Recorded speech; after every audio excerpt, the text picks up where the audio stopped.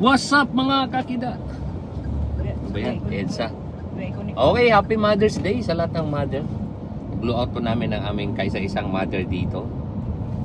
Si Amo. Ayan sa likod. Ayan. So, alin? Kamerandi, dalawa, dual, sabi ni Kuya eh. So, shout out dyan sa aking sa aking director, si Direk JV Joshua. Galing ah. Ang the creator of Kida Ikib YouTube channel. Happy Mother's Day sa lahat ng mga mother, no? Ngayon, today, lahat ng mga nanay dyan, Happy Mother's Day sa inyo. Sa aking mama Rufina na sa heaven na, Happy Mother's Day sa kanya. I miss her so much.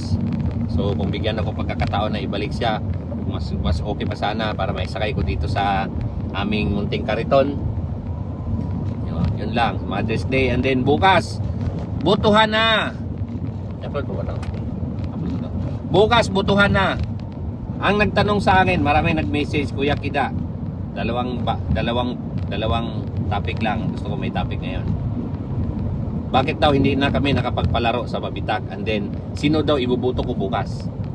Diba? So, sa Mabitak, antay-antay lang kayo dahil si Kuya Kida, sa totoo lang, maraming ginagawang trabaho para pambayad ng utang. Ang utang ko ni Kuya Kida, kumulang milyon pataas. Di ba? Para wala na kayong tanong-tanong. So, meron tayong project ngayon para sa pag-retire ni Kuya Kida. Meron naman kaming hanap buhay at pambili ng bigas sa amin ni Amo pag nagpalaro dyan sa Mabitak. Dahil sa Mabitak, alam ko maraming baser dyan. Akala nila pinagkakitaan yung laro dyan. Sa totoo lang, bumabiyahe kami dyan, sariling gasolina, para lang matuloy ang laro dahil mahal ko ang cycling, mahal ko yung mga bata na nagmamahal sa cycling. Kaysa naman mapunta kung saan-saan, maglalaro kung ano-ano, di na bali maadik sa bike kaysa maadik sa droga, tsaka maadik sa mga laro na mga online, mga ML ba yun? Ano ba yung mga laro? So yun ang dahilan.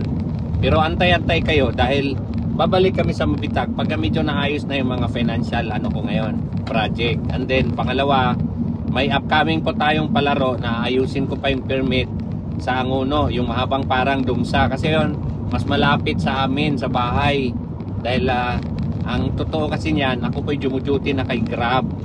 So magkano lang naman ang YouTube naman natin YouTube Kuya Kida, di naman kagaya ng ibang mga channel dyan na malaki ang kinikita dahil hindi naman nagbabiral. Katuwaan lang naman namin ni Direk JB yung channel ng YouTube channel eh. Actually kumikita siya $100 twice a year. Ano mangyari? Dahil ang ating video hindi talaga nagbabiral dahil mga amateur tayo eh. So hindi tayo nagbibideo ako yung mga katsino lang dyan. Wala akong pakialam, basta importante may dokumento ko yung istorya ng buhay nyo, amateur man kayo o matanda na o mga veterano. Yan ang dahilan. Pero antay-antay kayo. Pero may hawakan kaming palaro nandyan sa mahabang parang Dumsa this coming May. So abang-abang lang kayo. Pangalawa, doon na tayo sa eleksyon bukas. Sino daw ang ibubuto ko? Siyempre, kami taga-Pasig. Ito hindi naman ako pasensya na kay Mayor Vico Soto. Ako tsaka pamilya namin, sulit kaming giting. Kasi nga ang Pasig sa amin, ako personally, galit talaga kami. Gusto namin yung honest na leader. So si Mayor Vico, unang-una sa lahat, nakatulong sa aking mga anak na nag-aaral, mga high school, mga elementary man o mag-college. Nakatulong siya, may financial support po kami ngayon. Hindi po kami nakukulangan sa support sa performance ni Mayor Vico Soto. At higit sa lahat, sa buong Pilipinas, si Mayor Vico lang ang naringgan namin, ang narinig ko, at saka si Mayor Magalong sa Baguio, ang naringgan natin na hindi nagpa-practice ng korupsyon o hindi tumatanggap ng lagay. Yan ang leader na pipiliin natin, mga kakida, sa Pilipinas. Lalong-lalo na sa mga kabataan dyan. Kayo ang future ng bansa natin. Si Kuya Kida ay malapit na sa dikit na si retirement age. So ang Pilipinas, iiwanan namin yon. Siguro 20 years from now, swerte na ako pag nabuhay ko 20 years. So ibig ko bang sabihin, kayong mga kabataan, dapat kayo mamimili ng mga matitinong leader. Di ba? So di ba pag nag-apply ng trabaho ang isang aplikante, kung ikaw ay amo, pag ikaw ay naghanap ng driver, alangan man ang tanggapin mo yung nagtutulak lang ng kariton na hindi marunong mag-drive, di ba? Dapat Pagka mga nag-a-apply dyan ng halimbawa, senador, alam nyo na kung sino yung ibubuto nyo. Unahin nyo yung taong hindi kurap at saka may takot sa Diyos. Yun ang importante dun.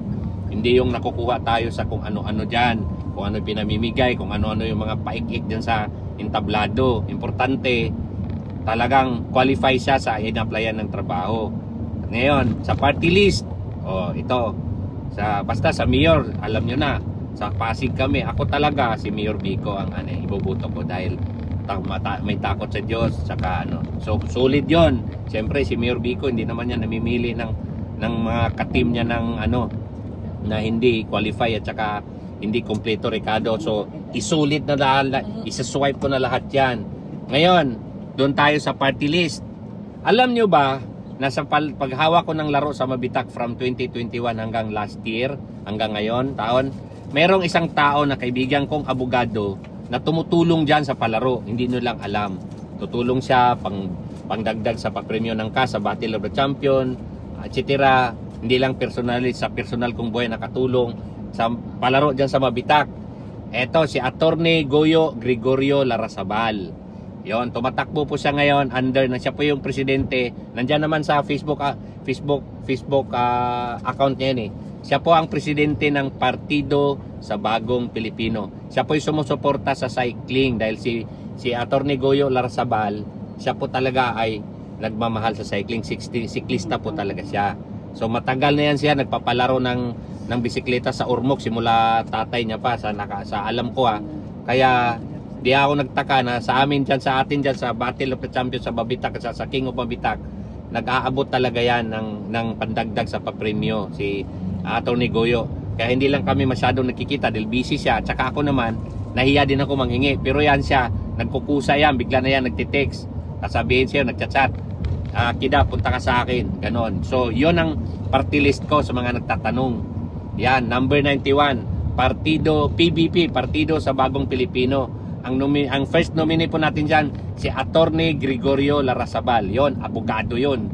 So, tamang-tama talaga siyang umupo bilang congressman. Dahil siya po ay abogado. Alam niya paano ayusin yung batas sa kabagbuo ng batas. Yun lang. Sa senador, marami. Ayoko na sabihin yung pangalan. Baka marami magalit sa atin. Basta ang sa akin, honest. Tapos, yung mga basta yung mga honest.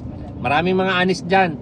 Kahit pa matalo pa siya, basta ang ibubuto ko yung tamang tao, happy na ako dun. Kaysa naman mag-upo ka ng tao na, di ba? Dahil, ito, siguradong panalo. Pero alam naman natin di qualify. Marami dyan na mataas pa sa survey. Pero yun lang mga kakida, So pagpasensya na sa lahat ng mga siklista dyan, babalik din ako. Pinag-vlog ako ni Kuya. So yun lang, mataas na, 8 minutes. Yun lang. So good luck bukas sa lahat ng nanay, simula sa nanay ko, nasa heavy na. Nami-miss ko siya sa nanay namin sa bahay, si Amo. Hindi ko nabanggitin yung pangalan kasi baka sabihin nyo, basta Amo lang tawag sa namin sa kanya. Kami, trabahador lang. Taga-remit lang kami sa kanya ng kinikita. Kaya tawag namin sa kanya Amo. So, Happy Mother's Day sa lahat ng mothers. Sa kapatid ko, si Janet Webb Galola sa US. Sa kapatid ko sa Pampanga, si Jennifer Militar. Si Jocelyn Kagulang sa Bohol. Ang isang sister-in-law ko, si Los. Si Los Abukayon sa Dimiao. Aking pamangkin, si Angelica. So sa aking maninay, sa ninang ko, yung stepmom ko, si Rosario Abukayon. So sa lahat ng taga-Lapsaon, Dimiao Bohol, sa lahat ng mother sa buong mundo, Happy Mother's Day sa inyo. Mahal namin kayong lahat ng nanay. Okay, keep it up. Salamin kayo. God bless. Bye-bye.